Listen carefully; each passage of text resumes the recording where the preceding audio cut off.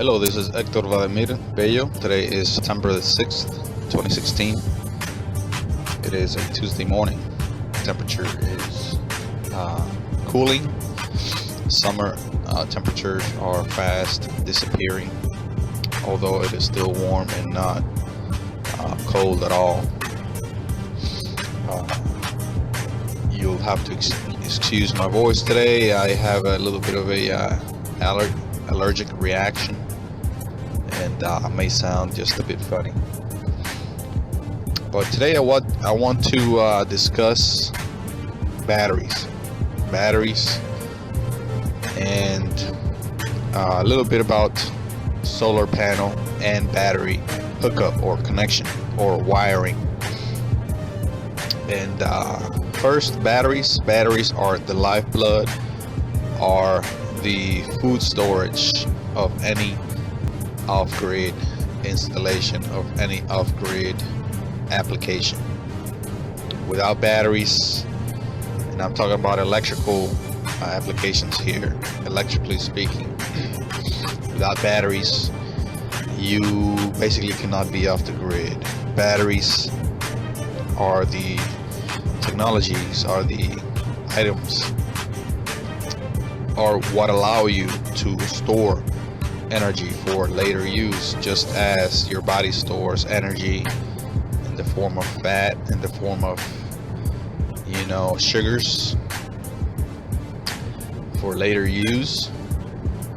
Batteries store energy for later use, perhaps when there is not a source to tap into, source of energy, that is electric energy. Batteries are again the storage technologies, devices used to collect and store and use basically electrical energy, electrical power. How do they do this? How does this happen?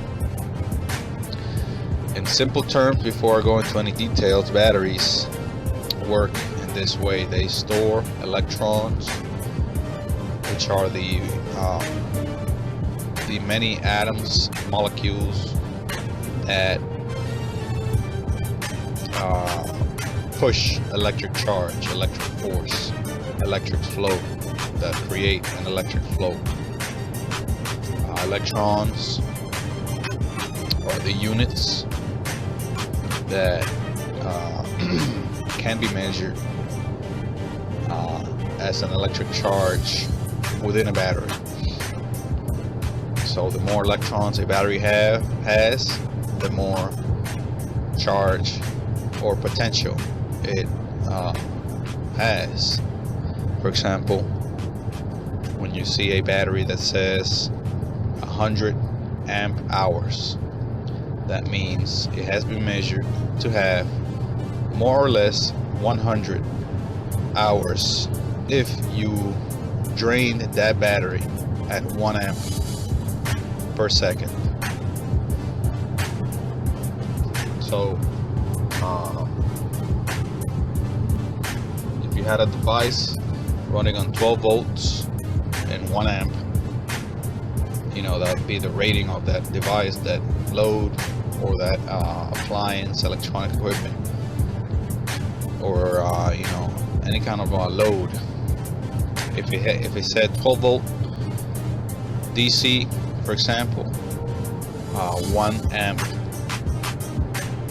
rating, that would mean that if you had a 12 volt battery that said 100 amp hours, in theory that battery would last 100 hours powering that device. Of course, this is in theory, this is a rating. It is not by any means what would happen in actuality.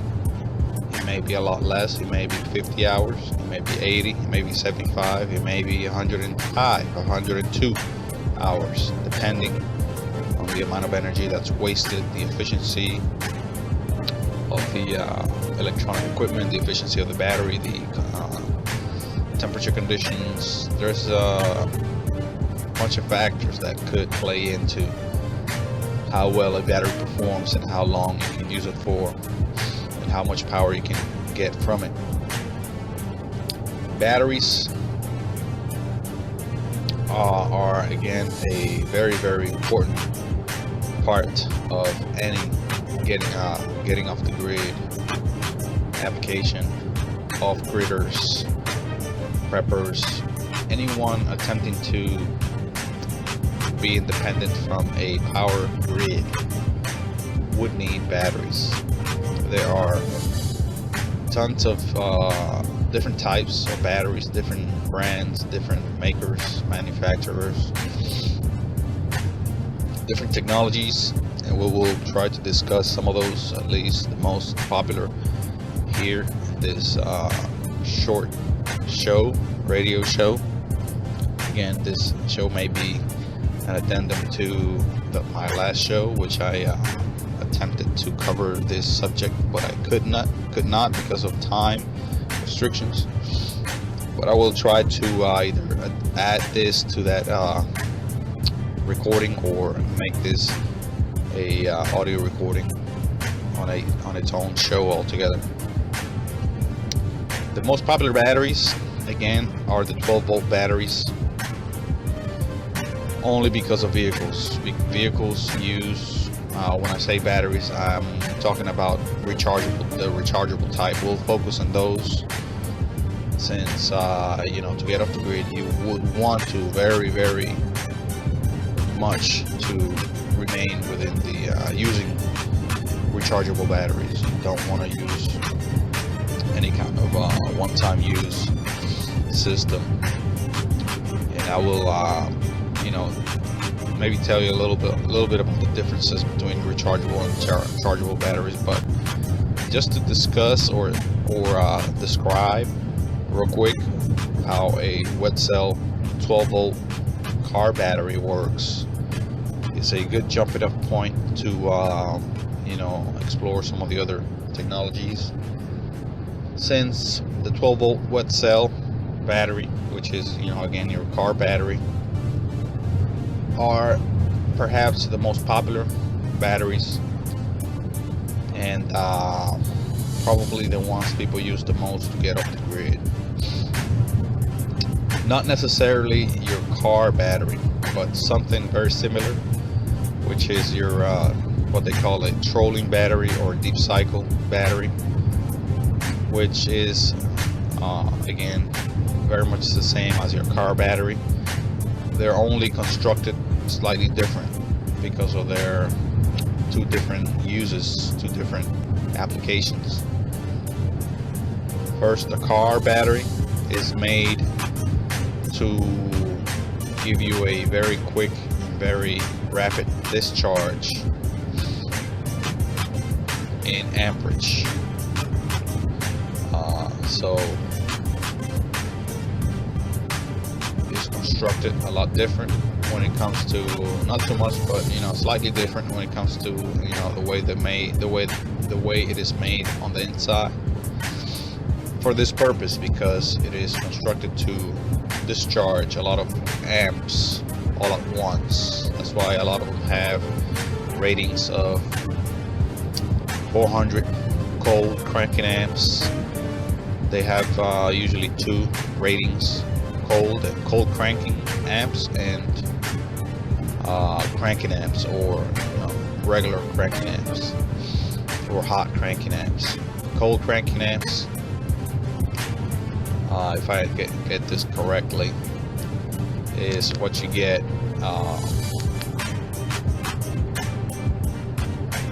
from a battery that's been sitting, which is basically the number that you want to go for, because most batteries have been idle before you try to crank your vehicle or start up that engine. And the other rating, which is the regular amps, are always a bit higher, for the most part, generally a bit higher, but you want to go based on the cold cranking amps, which is your first time of the day startup of that vehicle. you want to rely on the amps available on that battery to start that engine. Many vehicles have different requirements for the amount of amps the engine requires. A lot has to do with the size of the engine, the size of the starting motor or the starter. So you want to make sure you size your battery according to the cold cranking amps rated or listed on that battery. So the car battery is built, manufactured differently from what we call a deep cycle battery. Off-grid applications are for the most part or use the deep cycle batteries. Marine batteries are generally deep cycle batteries. Trolling batteries, what they call it, also are deep cycle batteries. And the difference between a deep cycle battery and a car battery, regular car or vehicle battery, is that the deep cycle batteries are built to be discharged a lot more. That's, you know, does the word or name deeper, deep. They could deep discharge, and they can also withstand a lot more of the discharge and charging. You know, from almost no charge to full, and then back down to zero, and then filled up again or charged fully again. They're built so they can last a lot longer and take the discharging and charging that a off-grid utility or off-grid application would require or would impose on that battery. That is a lot of stress for the materials, the chemicals within the battery, so they have to be built a bit sturdier, a bit beefier, and more substantial. That's the difference, main differences between a deep cycle battery, which has beefier materials, and especially the lead within the battery, the lead plates, as I'll describe a bit later. Those are thicker generally than the car batteries. That does not require you know, the deep cycles of charge and discharge. You pretty much keep a car battery charged pretty much all the time. The alternator on your vehicle keeps the battery charged almost to its fullest, and if you leave your vehicle off for some time, it's usually not long enough for that battery to discharge enough for it not to be able to be used, or not to have enough charge to be used. Sometimes when the battery is, you know, a bit older, you do, and you don't start your vehicle for some, you know, few days, 2-3 days, you would notice a hesitation in the starting of that vehicle, or sometimes even it won't start at all, because the battery does discharge on its own over a period of time. Again, the older the battery, the more this would happen, and that battery may not be fully discharged, but it may not it just may not have the amount of excuse me, cranking amps that would be required to turn that motor, electrical motor, that would turn in, that would doesn't in turn turn that engine, that mechanical engine.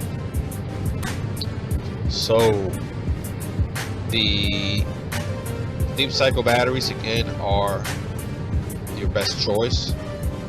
Highly recommend you get those for any kind of off-grid application. There are other types that are much better and much more efficient when it comes to getting off the grid, but they are as well much more expensive and difficult to acquire. So I will describe deep cycle wet cell batteries first. Those are probably your cheapest option, and also your most readily available option. Easy to find locally, easy to find at your auto parts store, at your local, super center, at your local, chain store. Just go to the automobile section, and you more likely than not will find marine batteries of various sizes, which are your deep cycle or trolling batteries. The quality of the battery is critical. It does generally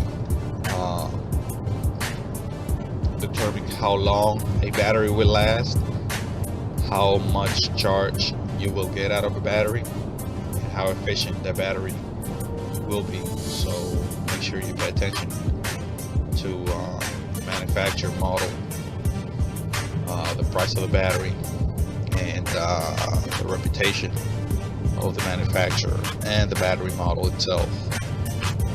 Make sure you pay attention to those details when purchasing or acquiring a battery or battery system, battery bank. And I will go into battery banks here also in this program. Again, the way, if I could jump into this now, the way a wet cell battery works is by chemical actions that take place within the battery. The wet cell, as its name suggests, is flooded in a chemical solution, usually water and sulfuric acid. This chemical solution provides the means for the materials within the battery to have a chemical reaction which produces or harnesses a good amount of electrons, lots of electrons or electric charge, and provides a electrical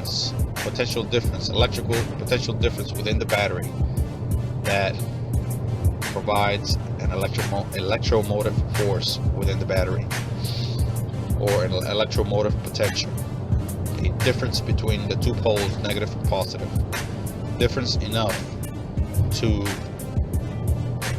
if you do hook up a circuit to those poles, it will create electrical flow. A flow of electrons does create current, power to basically move, to power, to push other circuits, to push that electrical motive force through a circuit, which may power mechanical devices, other electronic devices, other appliances, equipment, gadgets, etc. Electric flow, there are various theories out there, but for the most part we accept the one where electric flow is from the negative pole to the positive pole. That's the most popular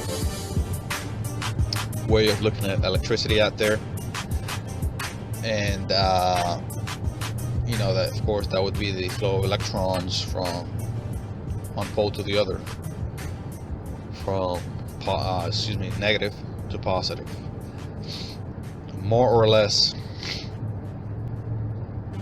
following the law of magnetism that accepts flow from south to north pole.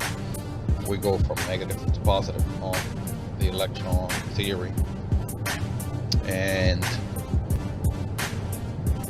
batteries again are flooded with water and sulfuric acid. There's a ratio there. When a battery is fully charged, has a maximum amount of sulfuric acid and a minimum amount of water. So sulfuric acid is more abundant than water within that cell. That is when it's fully charged, a ready to go new battery or fully charged battery. Also, there are two. That is, before I move on, that is the electrolytes, that liquid that I just mentioned, the water and the sulfuric acid. The combination is called the electrolyte. That is what allows the chemical reaction to occur within the battery and, of course, charge or discharge the battery. Thus provide power from the battery and also accept charge from another source into the battery. There is a negative also. There's a negative plate and a positive plate. These are the parts of the battery that are each hooked up to each pole, negative and positive. Of course, the negative plate is hooked to the negative pole. Positive plate is hooked to the positive pole. And the negative pole is the usually made up of a material called sponge lead. It's a type of lead. And the positive plate is made of lead oxide. And once the battery is discharging, for example, if you hook it up to a circuit load with a load like a light, like a radio, TV, laptop charger, any kind of device that creates heat, a load, a circuit that has a load, you connect it to this battery through the positive and negative plates or poles. You are in fact discharging the battery. And what's going on when you are discharging that battery inside? Well, the electrolytes begins to change. The liquid begins to change within the battery. The sulfuric acid begins to decrease and the water begins to increase. It's just a chemical reaction that's a bit complex to explain. There are formulas that can help you understand what happens when this is going on, when the battery is getting discharged. Basically, the electrons from the negative pole or the negative plate are en masse leaving that negative plate and going through the circuit and entering the positive plate. But this, for this to happen, the electrolyte changes, and again, the sulfuric acid decreases, the water increases when this goes on, and also the plates change. The plates themselves, the material in that plate change. The negative plate, the sponge lead, decreases, and all around it another chemical reaction occurs. Lead sulfate increases within that material. So there is a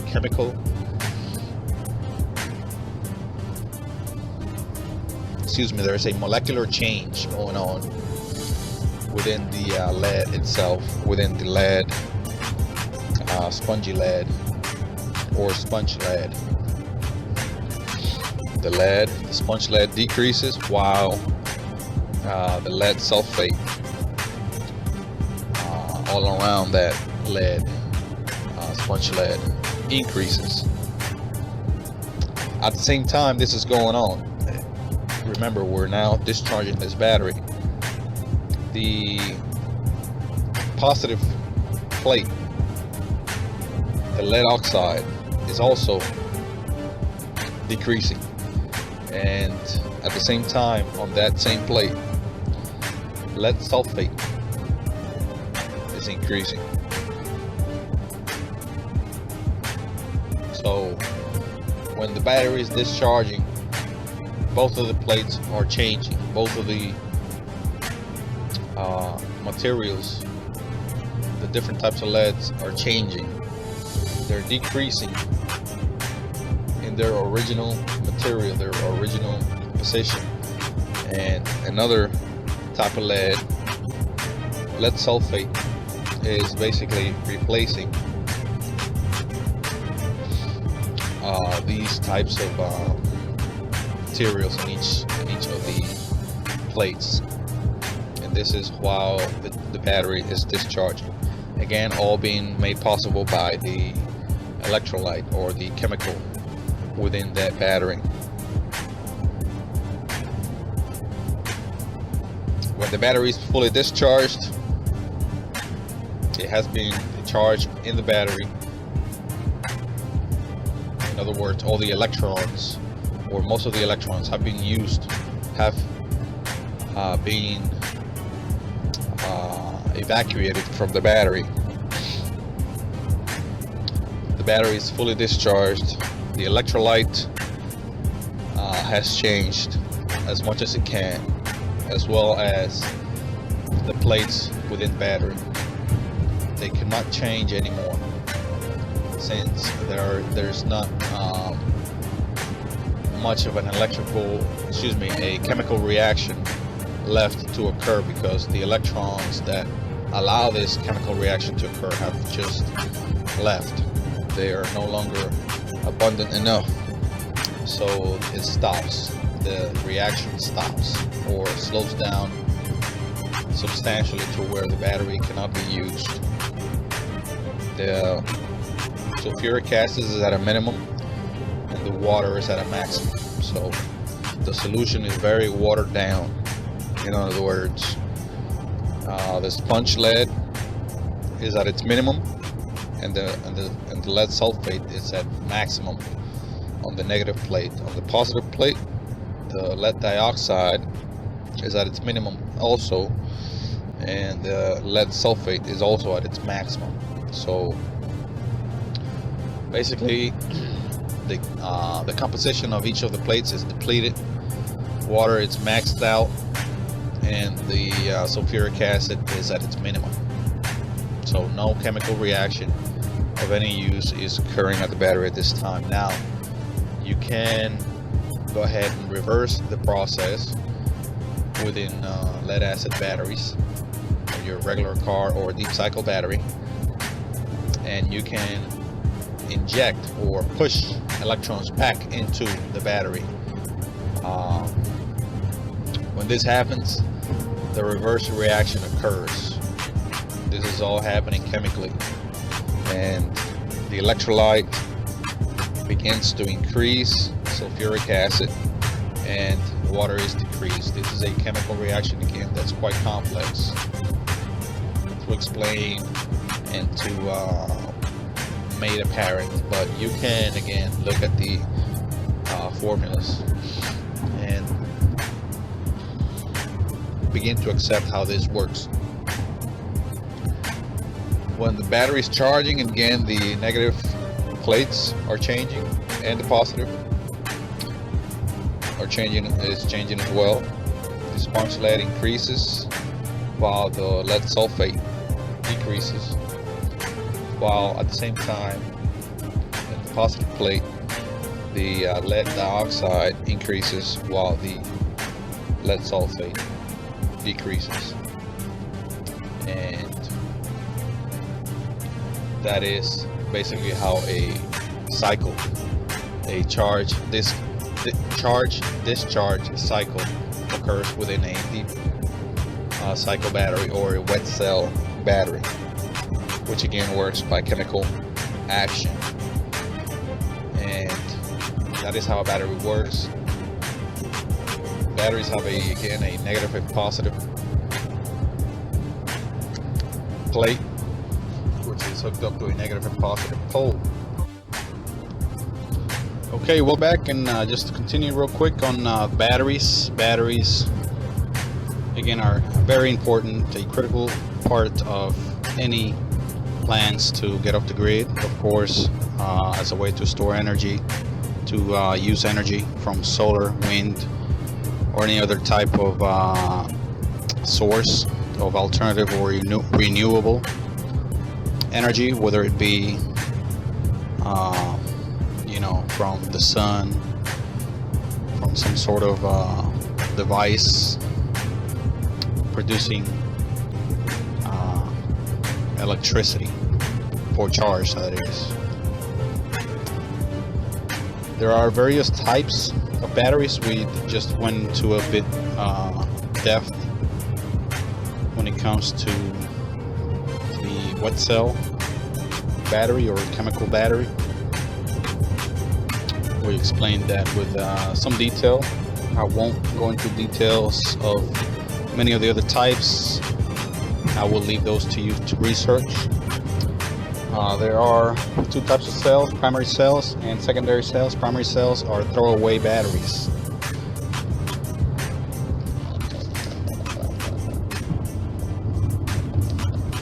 In other words, the chemical reaction within the batteries cannot be reversed or restarted. Just as I explained on the for the chemical battery, where the chemical reaction is reversed by reversing the direction of charge, direction of current. However, many of the batteries out there, the primary cells, are not rechargeable. Those are your common batteries, the ones that you buy at the store, your Rayovac Duracell, your Energizer, your other type of batteries. There are many brands out there, Panasonic and a few others. They're for the most part the AA's, AAA's, DC size batteries. They're for the most part throwaway. A few are rechargeable nowadays. They have become a lot more popular in the last 10 years or so. And however, most of them are throwaway batteries. They are divided into many categories within the primary cell, within the throwaway types. Some of them are zinc carbon cells, which are the dry cells. Zinc and carbon are very popular materials, elements that can be used to build your own batteries, whether it be for experiments or any type of application you may have, custom built application, any kind of customized battery. You can build it with a carbon rod. For the most part, they come as rods, zinc, a small zinc plate, or as big as you need it. Also, you would need acid in an acid water solution, combination of the two, and of course a container to install or place the materials in the solution, the container. Of course, you would have to run wiring to the two materials, the carbon and the zinc. The carbon would be your anode, the zinc would be your cathode. Anode would be your negative, cathode would be your positive.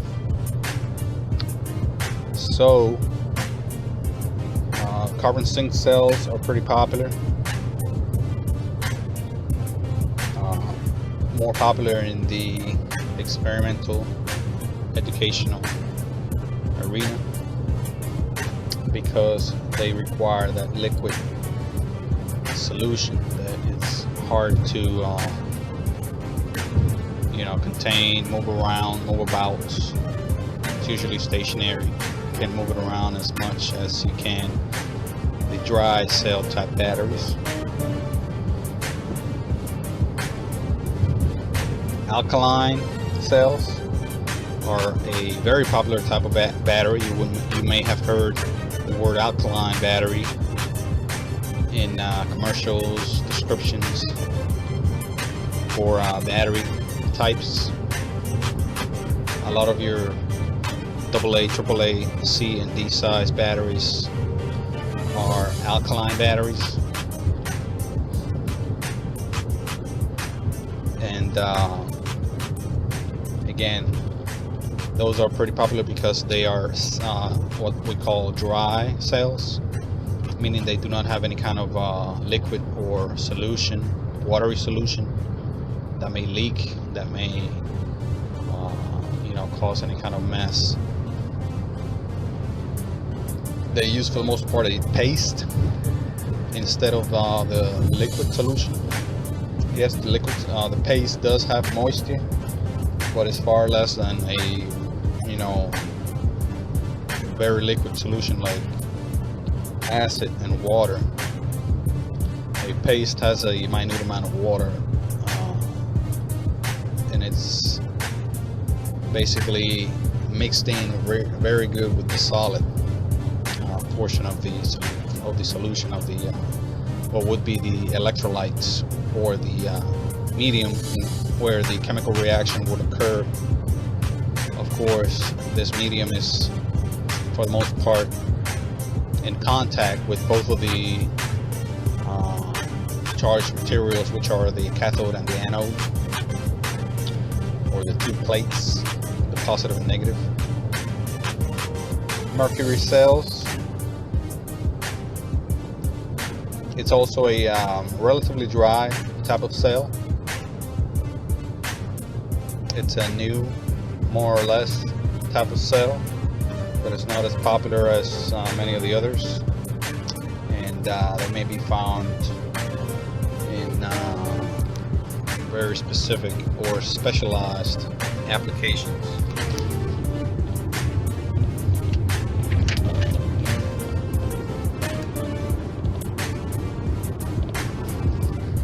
Now moving on to the lithium cell. The lithium cell is probably one of the most popular types of batteries among the tool industry and many other types of industry, including toys now with drones or quadcopters.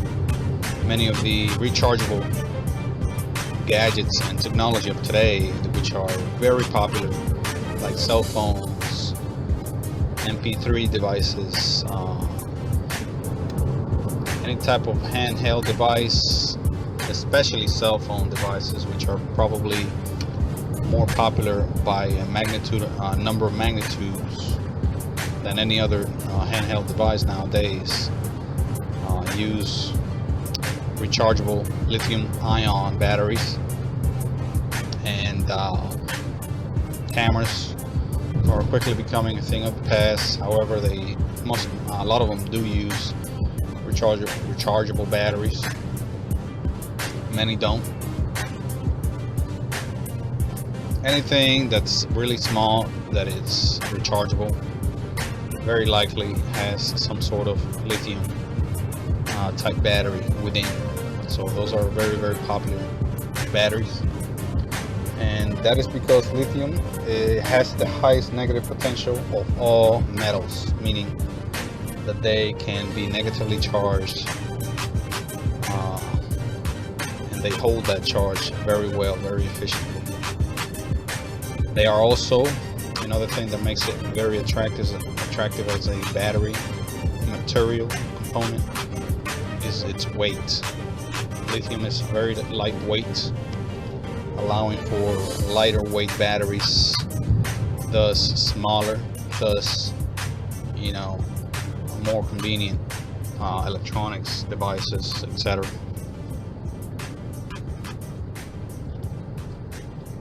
They have other types of batteries, dry cell batteries, primary cell batteries, which are the your common throwaway batteries. Yes, they do have lithium ions that are throwaway as well, and they also have them rechargeable. Most of the ones out there are rechargeable. The throwaway batteries are usually the ones that come in your common sizes, such as AA, AAA's, C batteries, D batteries, etc. Silver oxide batteries are also another type of primary cell throwaway batteries.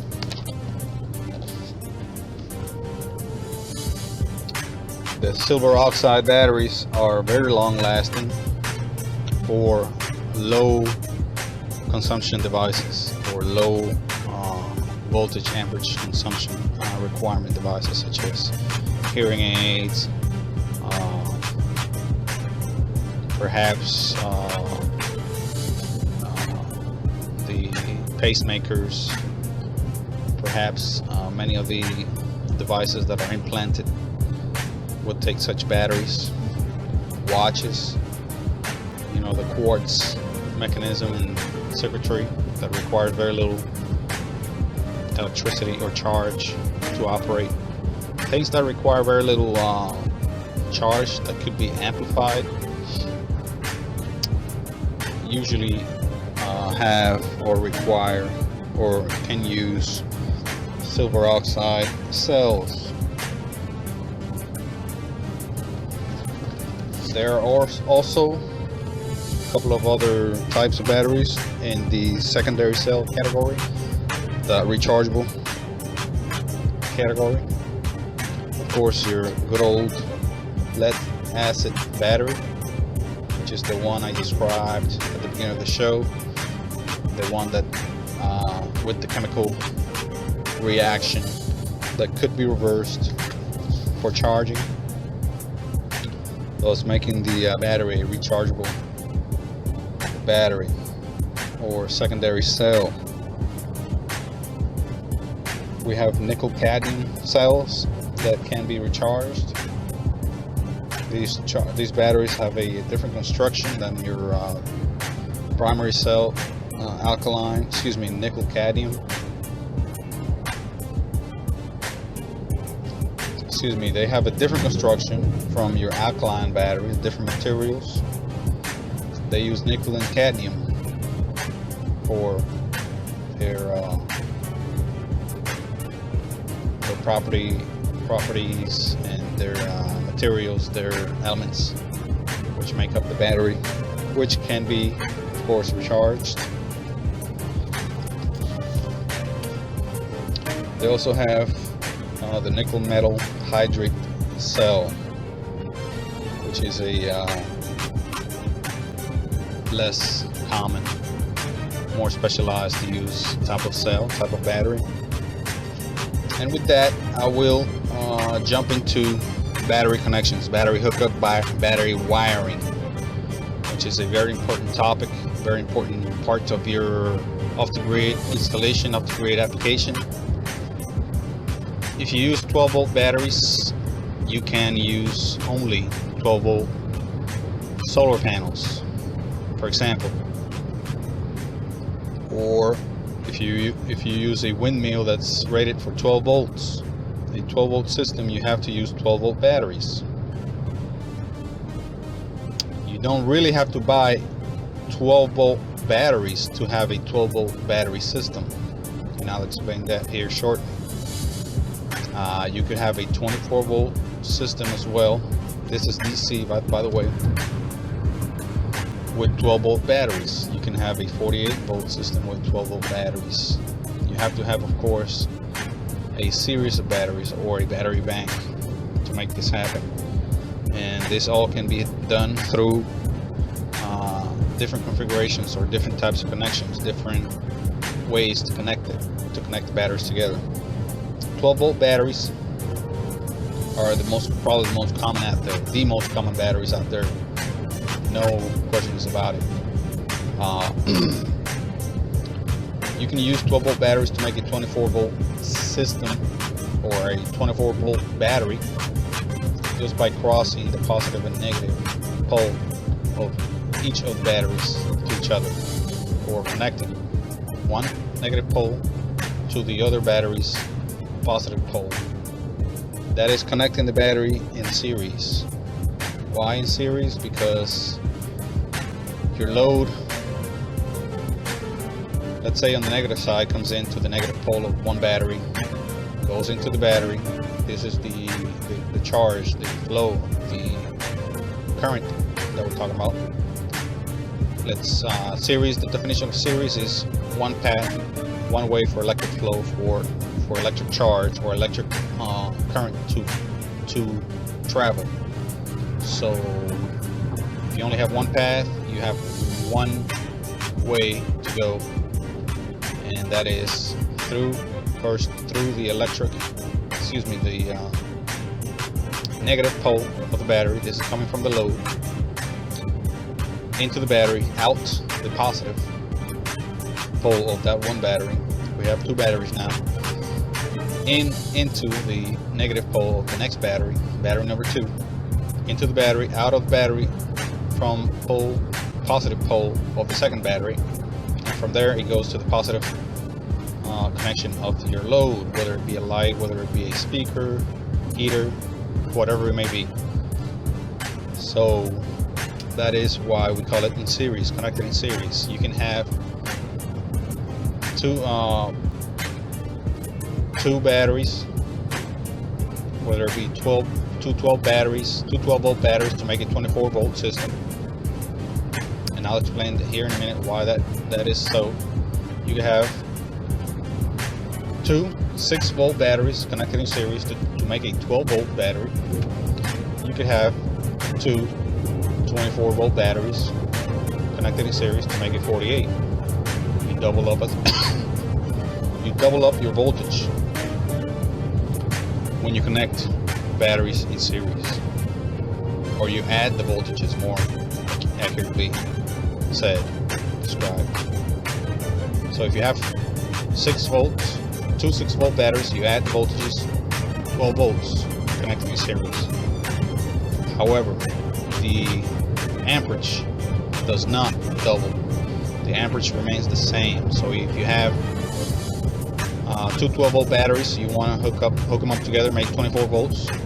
If each of those batteries is 110 amp hours rating, the amp hours do not double, they do not add, they remain the same. You will still get 110 amp hours from the 24 volt batteries you just made from the 12 volt, from two of the 12 volt batteries. So your voltages add, your currents remain the same, and this is part of Ohm's law and other laws, electrical laws that piggyback on Ohm's law, that deal with series connections, or series circuits, another word for connections, and parallel circuits, and combination circuits, which are simply parallel and series both together.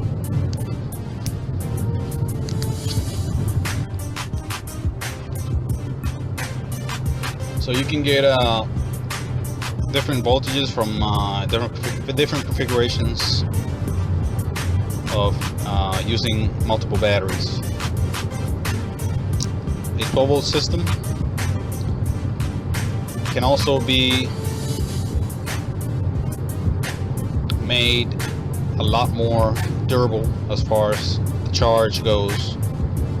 The charge within the batteries could be made a lot bigger, could be made to last a lot longer, could be made more capable electrically by connecting the batteries, a battery bank, multiple batteries, connecting them in parallel.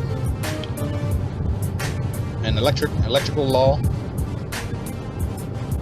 for parallel circuits or parallel wiring says that, or states that, when you connect things in parallel, circuits or circuit components such as batteries in parallel,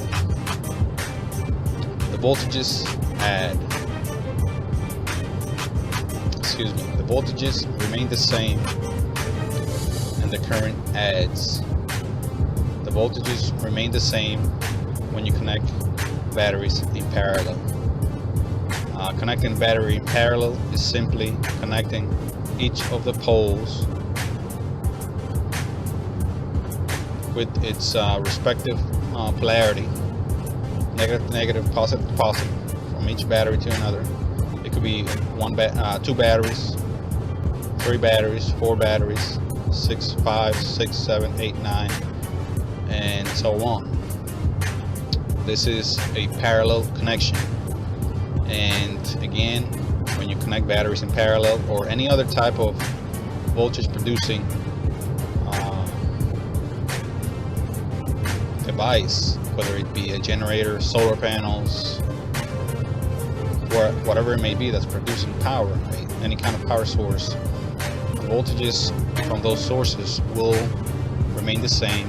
However, the current will add, meaning that in a battery, the current is basically the amount of charge that battery can hold for a certain amount of time, using a certain amount of load, or connected to a certain load with a closed circuit, of course, meaning that it's being discharged. So when you connect batteries, for example, two 12-volt batteries in parallel, positive to positive, negative to negative, you are in fact making that 12-volt battery twice as durable, or twice as capable to hold and disperse charge. So if that battery lasted you, for example, 1 hour running, let's say, a laptop, that 12-volt battery lasted an hour running a laptop. 2 12-volt batteries wired in parallel will last you, in theory, 2 hours running that one laptop. Again, you have to look at your amp hours rating on the battery, and more or less take about 80% of that, and that will be, in theory, well, not so much in theory, but in actuality, more or less that will be your time available,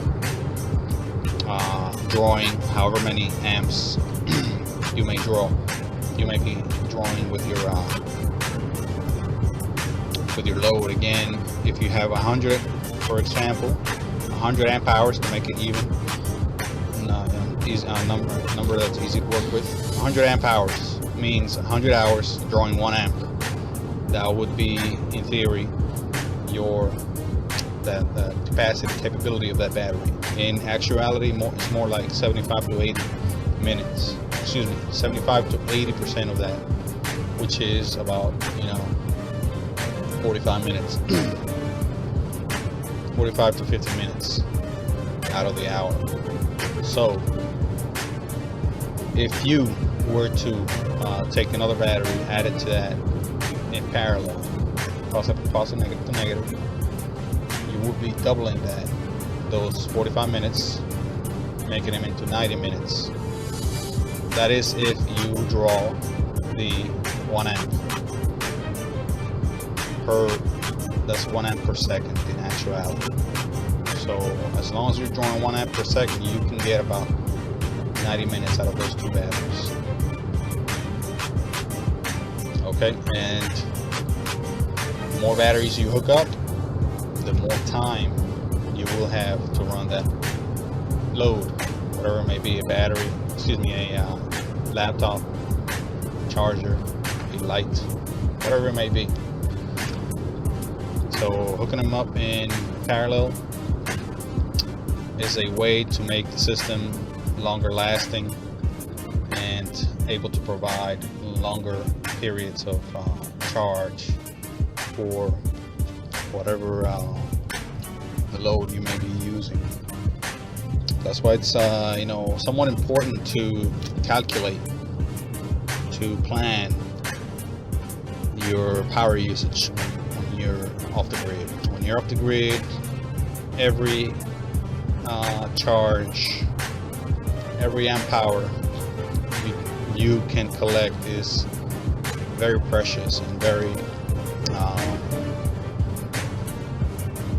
valuable. And that's why you have to plan out how you're gonna spend that energy, and plan out what your exact requirements are, so you don't spend more money than you have to, so you don't run out of energy and power without you finishing the work, or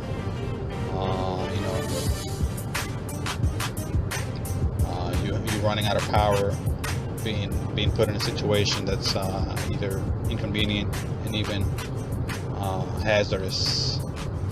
You don't want to put in a predicament where you're highly inconvenienced by a lack of power. So planning, doing the math, and mapping out exactly how much energy you will be needing. It is a very, very important and recommended step for anyone trying to get off the grid as far as energy consumption goes, electrical energy. So break out your basic electronics and electricity book, or PDF, or ebook, or website, and review those few laws: Ohm's law, Kirchhoff's law, Watt's law, and you'll find it very, very convenient and very, very helpful with your planning and with your overall use of electrical renewable energy, renewable equipment such as solar.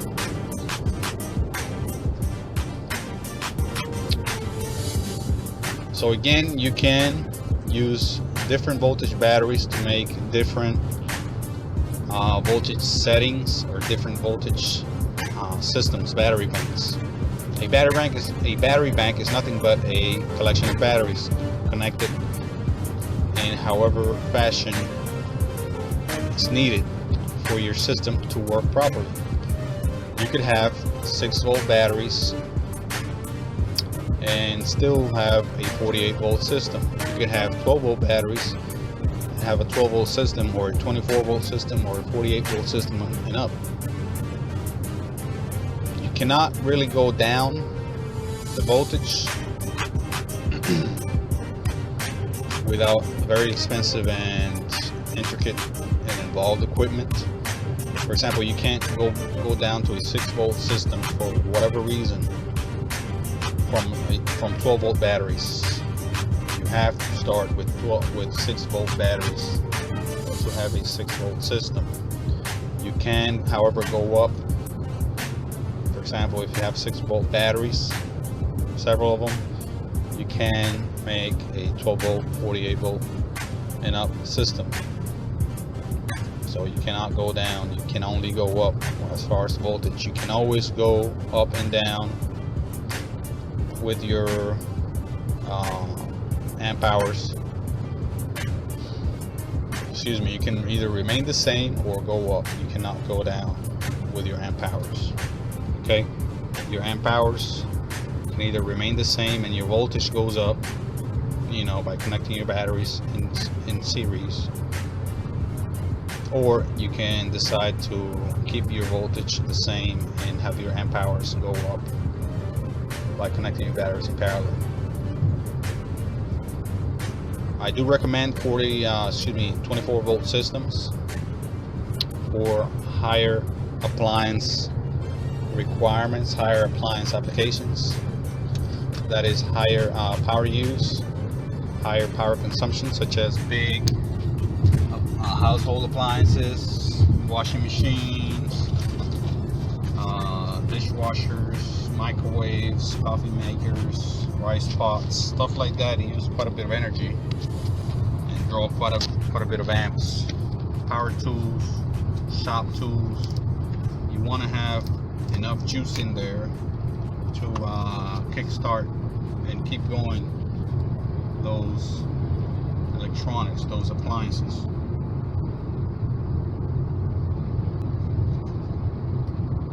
And you want to waste as little energy as possible.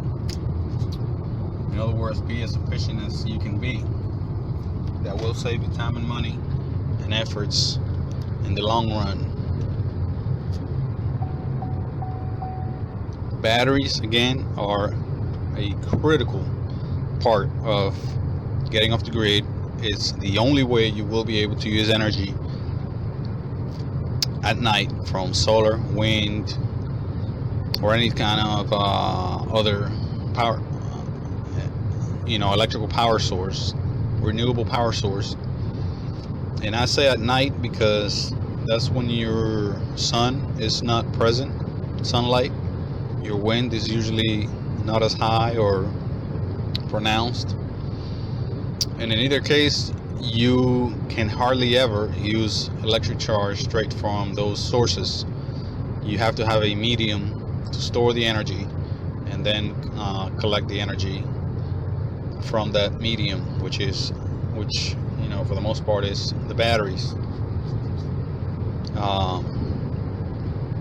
Because it's a source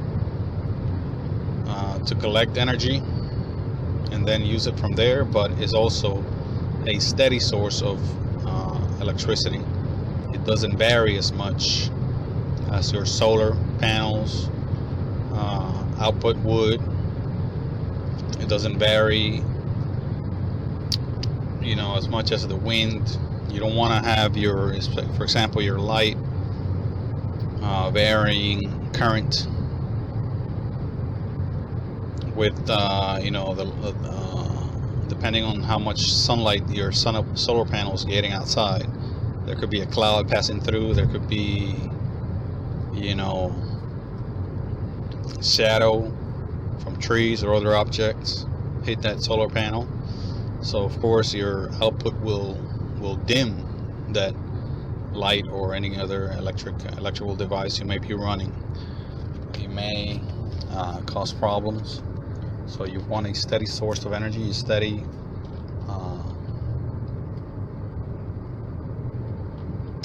current, steady voltage, and that can only be gotten from a battery.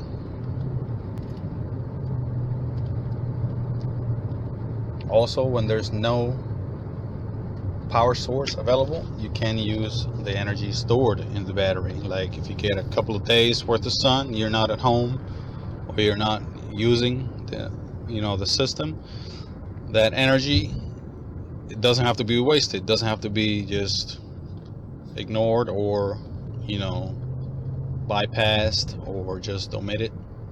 It could be collected. It could be saved for later use.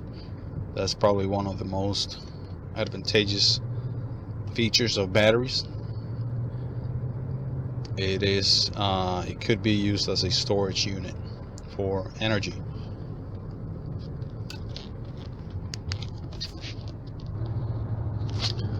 Also, I'd like to tackle this issue now about connecting solar panels. Solar panels can be connected in series and parallel just like you can with batteries. They are a power source just like batteries are. They could be wired exactly in the same manner, and the output is exactly the same as I just explained, in parallel or positive to negative, negative to positive.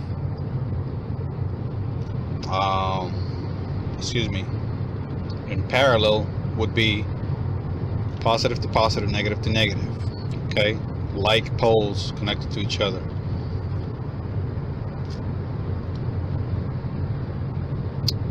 You would get basically the same voltage, keep the same voltage as one panel would be. If you have 12 volt panel or 12 volt panels connected in parallel, you would keep the same voltage and add the current. So you would basically have a lot more current depending how many panels you put in, same amount of voltage. This is recommended for off-grid systems, or a requirement in many cases for off-grid systems, meaning if you want to charge a battery, you want to keep the system, the solar panel system, the same voltage rating as your battery bank. So if you have a 12 volt battery system or bank, you have to have a 12 volt solar panel system. It doesn't matter how many panels you hook up together, as long as you use the right amount, the right battery charger, which I will describe here shortly after this. But you can have 20 12-volt panels hooked up to one battery, although that may be an overkill in most applications, most instances. But you can keep the same voltage by hooking up the panels in parallel. If you go with the on-grid or grid-tied system, generally you want to get as much voltage as you possibly can and keep your amperage or your current the same, lower. That way you can deliver high voltage, low amperage to synchronize with your higher voltage, lower amperage grid system, which could be 120 to 140, usually 240 going into your household. You want to match that, and with your grid-tied inverter, of course, which is another piece of technology that I have described in the past briefly. May get into it in this show, maybe in another. But basically, your solar array, which is the collection of solar panels, must be connected in a way that match your battery voltage. If you have a 24 battery bank, 24 volt battery bank, you have to have a 24 volt type connection with your solar panels. If you have bigger panels, for example 200 and up watts for your panels, they are generally 24 volt panels to begin with, and you want to have a 24 volt battery bank by hooking up, for example, 12 volt batteries, two 12 volt batteries together in series. And of course, if you're going to have 4 12 volt batteries as a 24 volt system, you have to have 2 pairs, for example, each pair hooked up in series, and then 1 pair is hooked up to the other pair in parallel. So you have to be careful not to connect all of the batteries in series, otherwise you'll have a 48 volt system with 2 pairs, and you may cause some problems. So I do recommend you look at some of the wiring diagrams that I will post online with this topic, with this chat, the video, most likely on YouTube and other video services. So look for the link, whether in the comments section or embedded in the video, for some wiring diagrams, wiring schematics for how to hook up solar panels and or batteries. You can also increase, like I just mentioned, your voltage and keep your current the same for panels, hooking them up in series, positive to negative, negative to positive, basically daisy chained, and this adds up all of the voltages together. You can end up with a very high voltage system that only requires a minute amount of current to deliver to the grid-tied inverter. So again, pay attention to how you want your system connected, your solar photovoltaic system, what you want to use it for, how much power you require, and what are the appliances or the systems or the machinery you will be running with that power. Will it be a bunch of low voltage electronics? Will it be high power, high consumption, high use machinery, steady machinery, steady power consumption? Will it be kick-starting something? kickstarting a motor, a power tool, you know, some sort of device that requires a sharp burst of current, such as, you know, something like a old style television, or, you know, an air conditioner that requires that kickstart, usually through the use of capacitors. And you have to you know, consider what you're going to be using your power for, and perform your hookups, your wiring, your configuration according to that. If you're going to use it for low voltage, low requirement equipment, you may be all right with a 12 volt system that is you know, hooked up in parallel to increase the life or the time available for use of the system. If you're going to use power machinery or high voltage machinery, high voltage requirement equipment, motors, etc., you may want to go with a 24 or 48 volt system hooked up in series parallel, or a combination connection, as I just explained earlier.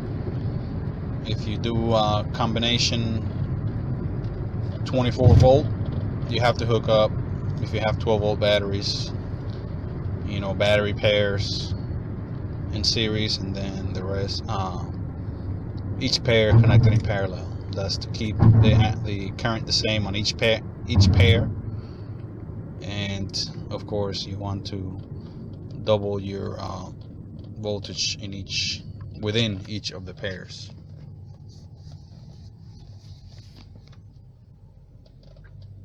Just a quick description on off-grid inverters. Off-grid inverters are what the name describes. They're used away from the grid, or non-dependent on the power grid. They're used with batteries, so they are a lot different than your grid-tied inverters. For the most part, they are cheaper, you know, slightly. Good quality ones may not be as cheap, may not be that much different from grid-tied inverters as far as price and construction quality. However, they are generally a bit less costly than grid-tied inverters.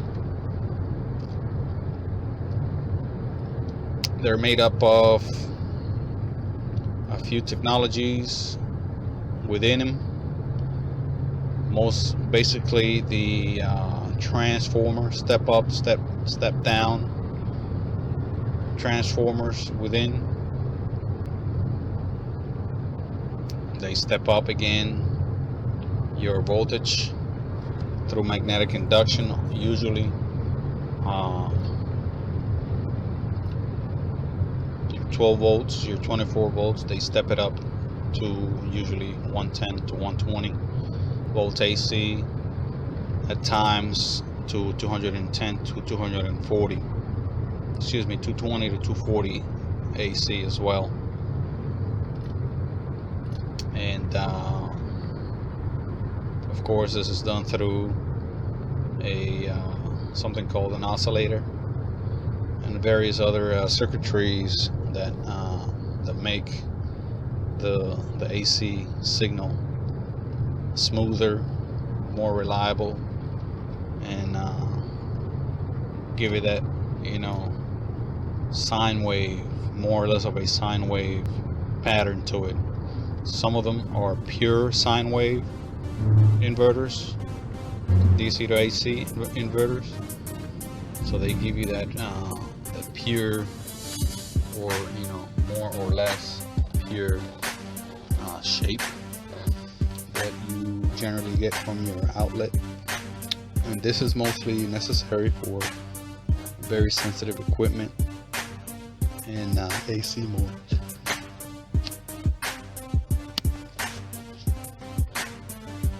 I will leave it at that. I know I have ranted for quite some time this show, so I will leave it at that. I will stress the importance of batteries and paying attention to how you connect your system to get off the grid, because that could make you or break you when it comes to, you know, the loads you can use on it, the life of the equipment, the life of the system, and also the amount of charge or efficiency you can get from the system. So pay attention to that, learn from it, learn about it through trial and error, and also through investigation and learning and research. Don't just leave it to chance. Look stuff up, look what other people have done and what they have found out. Look what has been known for some time now. For example, basic electrical principles. Those, for the most part, can be relied upon to build systems, whether they're custom or pretty conventional. You may rely very heavily on, you know, known and established electrical principles. So again, this has been a audio recording describing batteries, different setups, different configurations for batteries and solar photovoltaic modules. This has been your host, Hector Vladimir Bello. I would hope to attract your attention once more in future shows. Thank you very much, and have yourself a great rest of your day. Thanks.